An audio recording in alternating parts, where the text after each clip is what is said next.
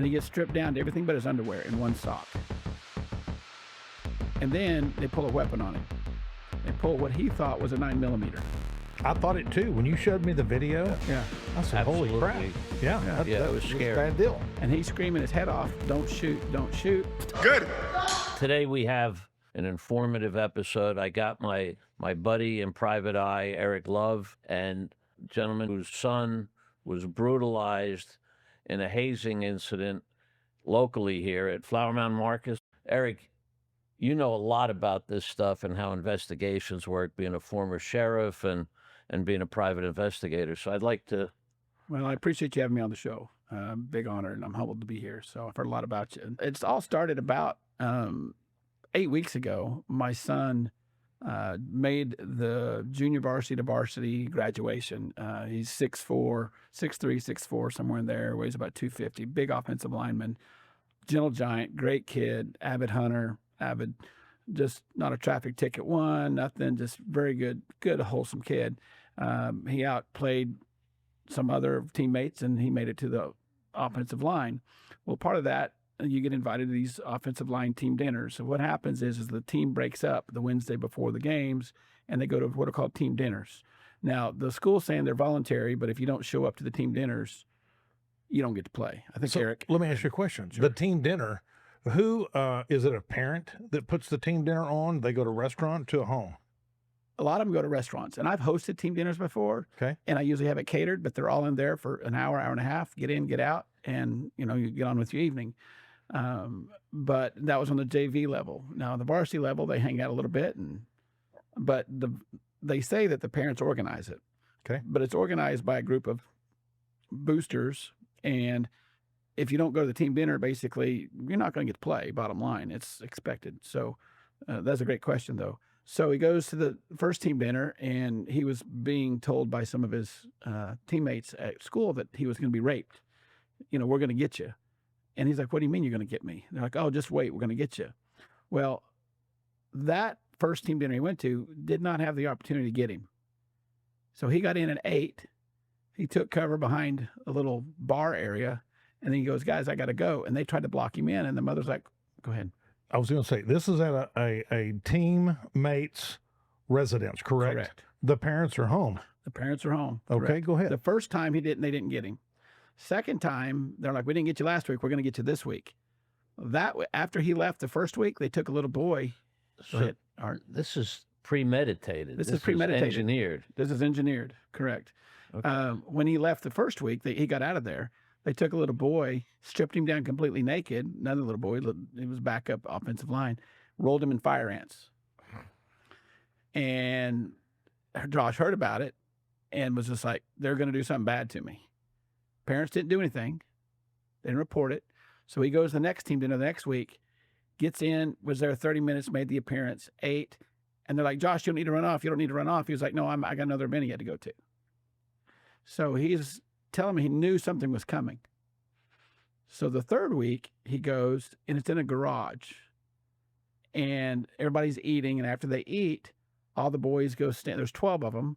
They all stand in front of the door, and then he gets dogpiled, and he gets stripped down to everything but his underwear and one sock. And then they pull a weapon on him. They pull what he thought was a 9mm. I thought it too. When you showed me the video, Yeah. I said, holy crap. Absolutely. Yeah, Yeah, it was that's scary. a bad deal. And he's screaming his head off, don't shoot, don't shoot. Good. And the first round goes off, and he hears it. He said he heard it before he felt it, and he realized it was a pellet gun. And this is at a private residence, Correct. and the parents are home. Correct. The mother's home. The father's not there. He's not home from work yet. Yeah. The mother had painted rocks, put scriptures on them, and given them to the boys, and it was such godly values. And anyways, so Josh is screaming. This goes on, we think, for about 9-10 minutes. The mother never came out, never. She came in, she heard the screaming, and the boys locked her out, and she said, quote, there better be nobody naked in there, because she had heard what happened a few weeks earlier. So she knew something was going on. It almost sounds like she's complicit. It does, but she has knowledge of former bad behavior. Yes. Correct. So this is endemic to the program. Correct. And so when they hit him the first round, they fired over 40 shots. They landed 8. And they're Bad just, shots. yeah, bad shoot. He, Bad shots. yeah, and Luckily. they broke the skin. He was bleeding and everything else. And they were, videoing it. He's like, I want to go. I want to go. Well, they took his clothes, his wallet, and his keys, and a kid left with them. Now his car, A teammate left with a him. teammate left with him. Okay. He goes to his car in a pair of underwear and a sock. At a private residence where a Correct. parent is home. Correct. Amazing. It's 30 degrees. It's amazing. Now, I don't know what the temperature was. And then they finally bring his stuff back. And I take that back. They took his shorts. He was able to put his shirt on. I remember that because that was changed. So he was able to put a shirt on. The dad walks up because he drives up. He goes, why are you still here? He goes, they got my keys. He goes, oh, they'll be back. They'll be back. So he gets his keys and everything else and he leaves, puts his pants on and takes off. Now he hung on to that. That was a Wednesday. The next game was a big Flower Mound game, Flower Mound Marcus rival. Did he get his wallet back? Yeah, he got everything back. Okay. Yeah, he Right. got everything back. And the guy only went like a block down. He lived like a block away, went in the house, and then came back. And I don't know if guilt got to him or what, but he brought it back. By definition, that's a robbery. Yeah. You understand? I mean, And I talked to the detective. there is a firearm present. It is a firearm. It's an airsoft. It looked like a 9mm to me. The orange tip was not on it. Yeah. It was not on it. That is, by definition, that's They a held robbery. him against his will too. So that's Unlawful restraint. Unlawful restraint. Indecency of a minor. Now, they said that there was no genitalia revealed or it wasn't for sexual arousal purposes. They couldn't go after indecency with a minor, which that would be a sex crime. And according to the sovereign immunity, sex crimes are the only thing that are going to get pushed to the top, and it pulls the lid off of the compensation. And so here's where, as a former law enforcement officer, private investigator, here's what I found interesting when Alan sent me that text last night. I read those 5 pages, and each line at the bottom talks about what the district did not find. They did not find. Yeah. This is, I can't remember the exact verbiage, Mm-hmm. Yeah. but it plays right into the sovereign immunity that Mhm. school districts have, which is absolute bullshit. Mhm. Okay. After I read that, I kind of sat back for a minute. I thought about it. I thought, man, it's like a never ending cycle in these school districts. And look, school district and churches, they're all friends. They're all buddies. Everybody, I guarantee you, I'm gonna take a calculated bet that anybody that was in that house, they're going to be connected to other people, and they all attend the same church. Mm-hmm. Yeah. That's how it normally works. Yep, exactly. So then what happened was his girlfriend got all the content, and on Monday, she showed it to one of her teachers. She's a cheerleader there on campus, and she sent a beautifully crafted email with all the attachments to the athletic director and the head coach. Within 5 minutes, she copied Josh's mother and myself. I was about 30 minutes away. His mother goes right to the school. She calls me. I said, I'm on my way. By the time I get there, they'd already moved him to the house. The coach looked at his mother and said clearly, this is not going to be swept under the rug. That was his exact words. So that day, that Monday, That's typically called lip service after what I already know. Bullshit. Yeah, man, we're going to take care of this. You're full of shit. exactly. Yeah. So anyway, we get there to the house and we notice that the parents of the perpetrators were being called to the office. And when we're talking to the Double Oak Police Department, they came over to the house. And first thing Josh says, Dad, I don't want to involve the police. I'm like, Josh, this is really not an option. We've got to. Yeah. I said, because if they find out about it later and we haven't reported it, we've got to report this. And the school has a mandatory obligation to report it, even though they're saying it was not a school event. So they called the parents of these kids, these perpetrators, up to the school. So we're thinking, great, they'll be suspended or whatever else. They were in the fucking locker room the next morning. Yeah. They were intimidating him. Go ahead. So I'm just going to tell you something. Sure. There was a fight at HEB-ISD that went absolute viral. I mean, when I say it was on fire.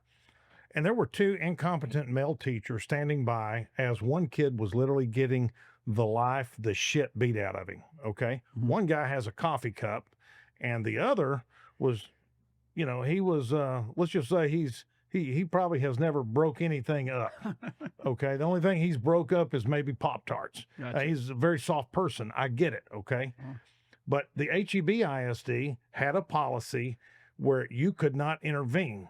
I see the video, and I told you I am an open records request king. When I say king, an open records request, for anyone that doesn't know, if you pay the salary, they're a tax-based paid salary. You have access to a lot of information that you have no idea what gold you can uncover. And each FOIA, Freedom of Information Act request, whatever you want to call it, is quite time consuming for the entity that you're sending it to.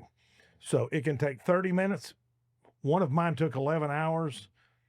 I sent several hundred on that issue, and they said, "Oh, we'd like to have a meeting." Well, that's what you want. You want someone to say, "Hey, let's find some common ground." And I'll just say this: they absolutely did a 180 on the school district change on that policy over there. So I am, and I've told you, I will absolutely for free help you in any way I can, because I'd like to really see the credentials of the people that investigated this particular account. When you look at all of the findings, I took my hat off, I scratched my head, I said, this is bullshit, because I guarantee you they're not investigators. They're probably someone that's assigned as that's part of their job. If we have emergency, you got to go get, this or that. They probably have. They have a check sheet. Boxes. Yeah, they don't know, and they don't follow up on anything because they're not trained investigators. I know that. Yeah, well, I guarantee you, and that's why I said I want to offer my help. I will. When I tell you, I want to look at their training. I want to look at their employment. So you're entitled to all of that. I'll get their calendars. I will literally go by. I want to see what schools they've been at, get their disciplinary records. You start getting into some of that good stuff that the average person walking down the street doesn't know you can get that. And if you can see where, coach, whatever his name is, had a problem over here, but now we got him at Marcus. I got a question. How do you, a lot of these guys that are corrupt or covering their asses, they're making cell phone calls and text messages to law enforcement can get that. Yeah. Well, can you get that through Freedom of Information? So you can get their call. So that's a great question. What I like looking at emails. Remember, if they did it on a taxpayer entity, this is so important. I want to request from this date. I could go back 12 months, 3 months, because you're going to tell exactly what time frame you want it. I want any email with the following words contained in it or phrases. And oh boy, you can stir a shit sandwich, because their IT people now are going sideways, going, holy fuck, man, this guy knows what he's looking for. It's got to be in here. And it's complex. It's free. I do these from the comfort of my own home. Typically, take advantage. You're creating I always tell people, don't do it for nefarious reasons. And then I kind of look at them and give them a head nod, because it's time consuming. But you can uncover so much information. Wow. And you can find out where, in a case of a church that we talked about. I asked for this particular not city manager, a person that was in development for a city. I asked for his private work calendar. Okay. And people said, man, why are you asking for that?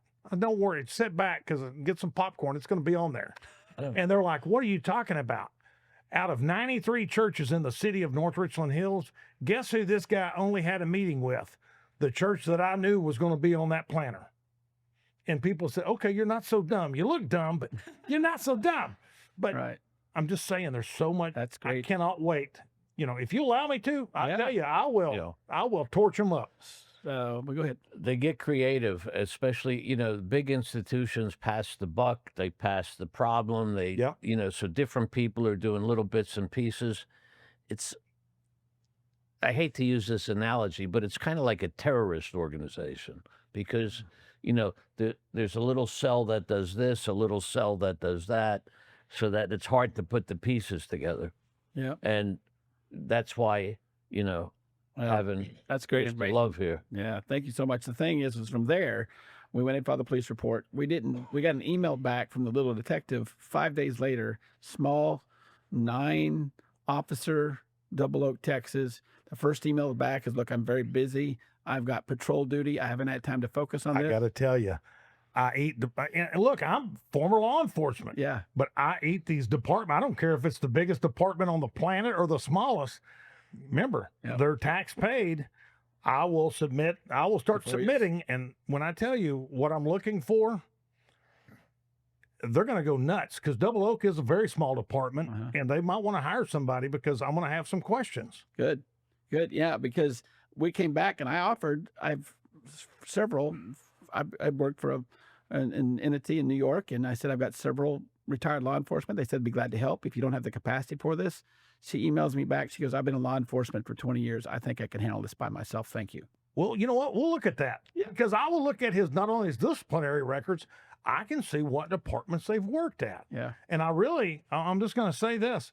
When you find an officer, now look, I 100% support law enforcement that acts good, performs good, and does their duty. Ethical. Correct. Okay, 100%. I'm going to 100%. Me too. But let me tell you something. There's a bunch of what they call rods, retired on duty. They don't want to do shit. And they have a duty, they have an oath to uphold, and I'll help them do that. Got it. Because I will hold them accountable on those requests. That'd be great. So things were going well. We get an email from her on the 19th of November saying the judge should be signing the arrest warrants either tonight or tomorrow the 20th. So we're thinking, hey, we're making some headway here. And I know once the arrest warrants come out and the kids are arrested, and 2 of them are over 18. There's a 17-year-old, but he's going to be tried as an adult. Once they come out, then the school has to take a totally different independent view, and they have different protocol they use. And I get it. So the first goal is to get the boys in the system. And I said, great. We didn't hear anything for 4 or 5 days. So I emailed her back, nothing. So I kind of had enough, and I called the town hall, and I asked to speak to the mayor. Mayor Matt Jackson comes on. I go, sir, I said, well, we're calling about the shooting that happened down with the kids. He goes, oh, yeah, I live right down the road. I go, what? Excuse me, what? He goes, yeah, I just live right down the road. I saw all those cars there. I didn't know what was going on. I said, so do you know what happened? He goes, oh, yeah, I go to church with them. I said, first of all, is everybody okay? Remember that connection I told you about earlier? They're going to go to church together. They're going to go to school together. They're going to be little criminals together. Yeah. That's how it works. And I said, so do you know what happened? He goes, I just know somebody got shot with a BB gun. I'm like, oh. I said, well, my name is Doug Turner. My son Josh is the one that got shot. Oh, excuse me. You need to talk to the chief. So the chief, I said, look, I'm all about accountability, communication, transparency, and accountability. Those are my 3 mottos. I know you can communicate with me, transparent. I know you can get as much as you can. I know there's some stuff you got to hold back, but accountability is my number one thing. If you tell me you're going to call me back Friday at 5 o'clock, you better fucking call me back Friday at 5 o'clock. So I said, when is he going to call me back? He'll call you back today. I said, accountability, what time today? He'll call you back by 5. I said, so if he doesn't call me back by 5, I'm going to call your cell phone and I'm going to keep blowing it up. He goes, he'll call you back. He called me back at 4:52. And the chief was like, At the end of the shift. At the end of the shift. And then I said, hey, why haven't we heard from your detective? He goes, well, now, Mr. Turner, these videos are incomplete. I go, what does incomplete mean? And I said, tell me you did a protective request. And Eric, you want to tell him what a protective request is? So an EPO, right, emergency protective order or request, that protects a person. Let's say I decided to, no offense, but let's say I decide to slap the shit out of old Alan here. He's an old person. Yeah. I'm going to be injury to the elderly. We don't, we're not related. It's going to be some type of assault. If you're married, if you have a husband, a wife, whatever, you get in a fight, physical change, or you're a victim, you can get an EPO, and that's emergency protective order. It protects that person from coming near you. That's a great thing, but we also see those violated. I mean, that's the first step. You got to get that. Yeah. Did they offer that to him? Never. I'm not shocked. No, not at all. You know what they also didn't offer? What they did? To maintain the records from the social media. You can fax that order off to protect all the assets that are on the social media. I said, tell me you did that too. And he goes, I said, the only reason that why would these things be incomplete? I said, the defense attorneys are going to ask you where to get these videos from. Well, I got them from the victim. Oh, how will you know they're not tampered with? They're going to throw them out. The videos are what shows the case. He goes, are you trying to do my job? I'm like, no, I'm trying to get these kids convicted. I said, what else do you want me to do for you? I said, how are they incomplete? And he's bouncing around, jumping around. I'm like, look, I need your detective to communicate with me. She told me on November 19th, here's the email. He goes, she did not. He goes, I don't get privy to those emails. I said, here's a copy of it. I forwarded it to him right then. I said, why has she not got these arrest warrants yet? He goes, I don't know. I'll follow up with it. I'm like, okay. So I decided to call the district attorney's victim assistance line. Right after that call, I call up there. It's Denton County there? Denton County. Okay. Erica Baker, sweetest lady. Yep. And I told her the story, and I sent her the videos, and she goes, Mr. Turner, these kids are not even in the system. They have not even been in the system. Uh-oh. I said, so you're telling me she lied to me? The detective lied to me? She goes, I'm just saying I never even heard of this. These videos are appalling. She goes, I'm taking these to the district attorney right now. I said, well, here's the next email, because then we fired off an email to Rosa and the police chief and the mayor, all in one. I'm like, guys, they've never even heard of you guys. And then they gave us a long-ass excuse. It was like a paragraph long. She couldn't even put sentences together. She was stumbling her words. I'm going to eat them all. I'm just telling you. You're gonna eat them all. I'm almost licking my chops over here. I'm going to eat the Double Oak Police Department absolutely alive. Right. And, look, if you're a mayor, you also have a duty. And I'm just going to say this. I'm going to get those emails. I'm going to see if there's any emails exchanged. This is going to be fun. I want to see the connection with the school board or the administration with the police.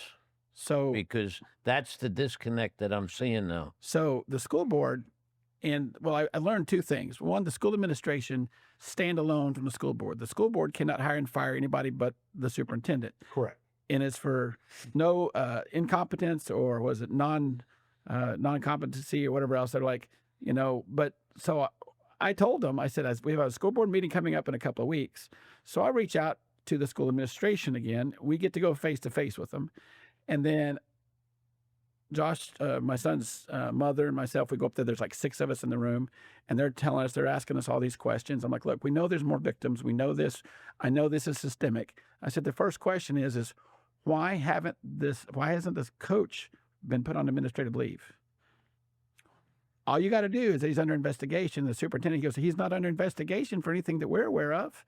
And I held up the email on my phone from Double Oak Police Department. It says, we're investigating him for tampering with witnesses, because all these boys wrote no comment on their form to the police. Now, no comment is not in the vocabulary of most 15, 16, 17-year-old kids. And I was like, well, that's interesting. Go back and look at your forms. And they're like, well, they were just soft shoeing around. I said, look, I work with the media every day. I'll leave the media out of it as long as you do the right thing. And she leaned over the table, looked at Josh's mom right in the face and said, I'm not going to let the media speed up our investigation. We'll be done when we're done. So we get up there. We had our little kumbaya. I recorded the whole thing. I transcribed it, put it in the file, went back and went through it, and then still nothing. So we know we don't have anything until these boys are arrested. So last Friday, brings us to last Friday. We're still waiting on the probable cause warrants? Correct. Okay. Still. It should take, at best, something can be made known, see some evidence on a phone. As long as you can articulate this situation, you go right down. A judge's signature, it's 5 seconds, okay? Yep. Especially when these cops are going to have a relationship with that judge, okay? Here's the facts, or here's what's been presented to me as factual. Mm-hmm. Here's a video. That should have been the quickest signature of that city judge. I assume it's a city judge in JP or yeah. Well, I would think probably they have a municipality judge.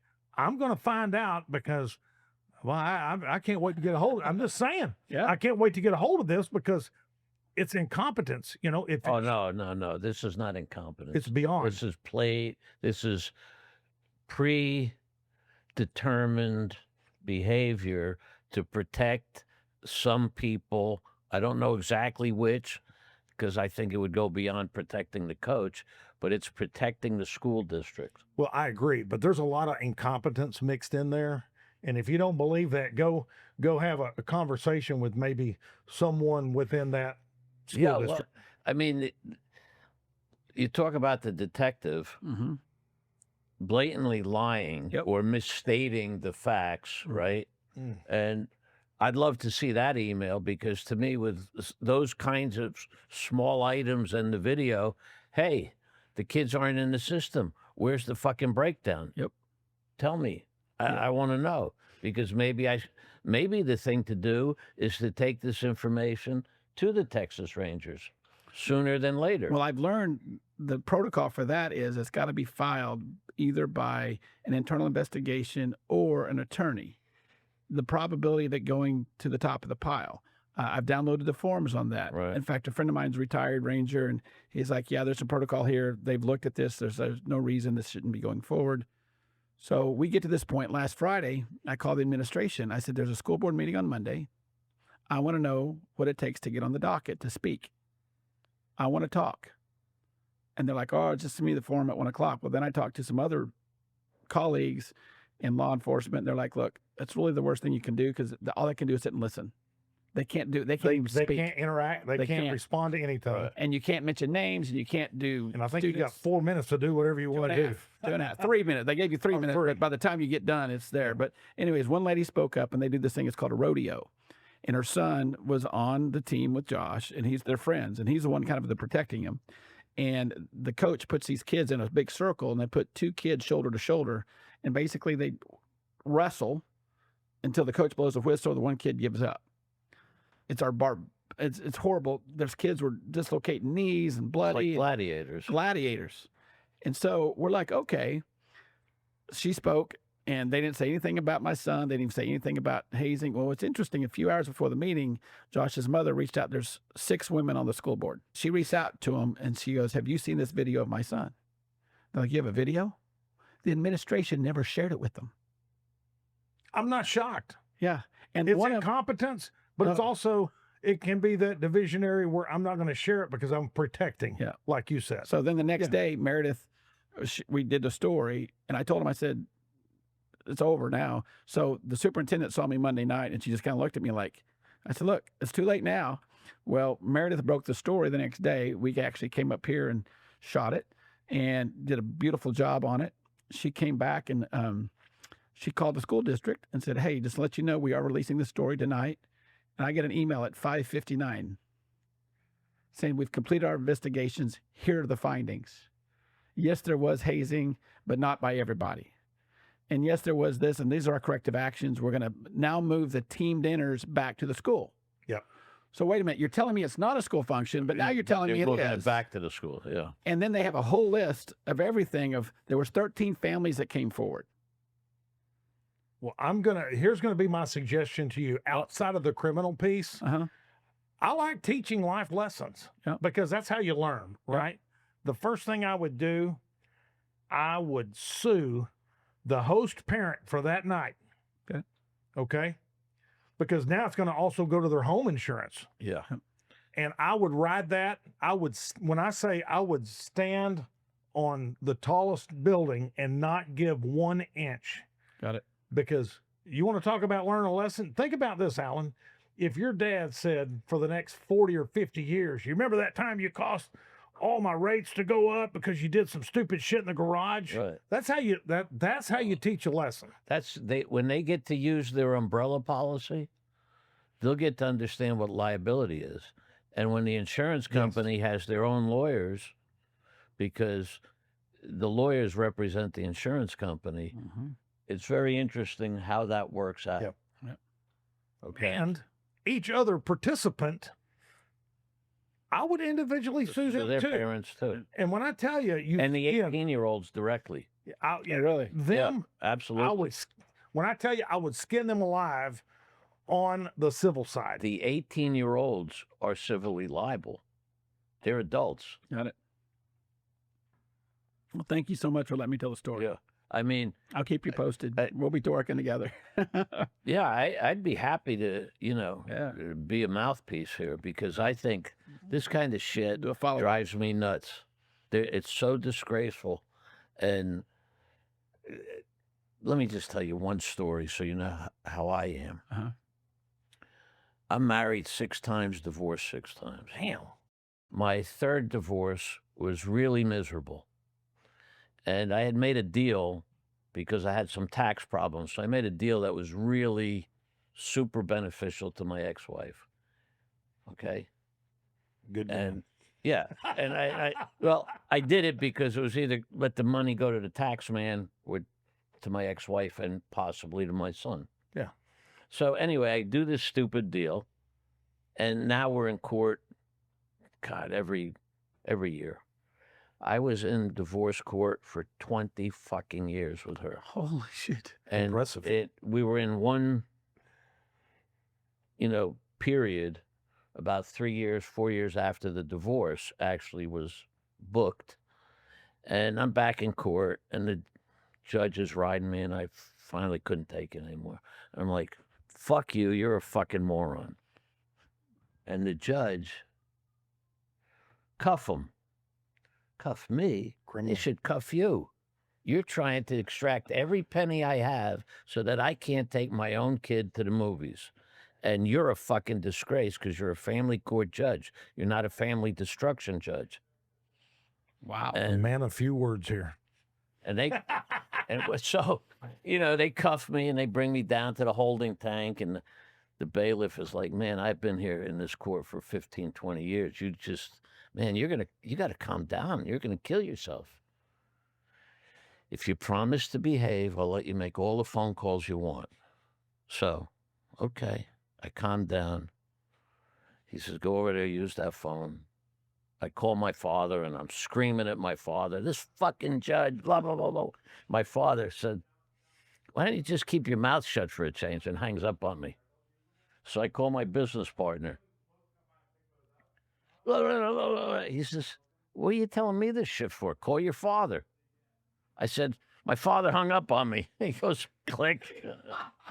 I like it. So I get hot under the collar because I think there are great injustices done.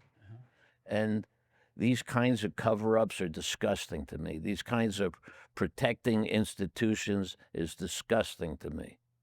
So how did it turn out? How did you get out of there? Oh, I went to jail 3 times on contempt for that thing, and I paid about $50,000 in fines, and I lived through it. I mean, there's only one way to go. If you go sideways, you're dead, and if you go backwards, You're dead. you're dead. So I you gotta can ask only a go question. forwards. I got to ask a question. Do you get remarried? I've been married. Yeah, I'm married 3 times since that. Hey, I would get married probably 3 more times because I got nothing. Yeah. I have nothing. I always say don't quit. Yeah, Don't quit. Keep going. Keep going. yeah. Be like And Angry Alan. you're how That's young? Huh? How young are you?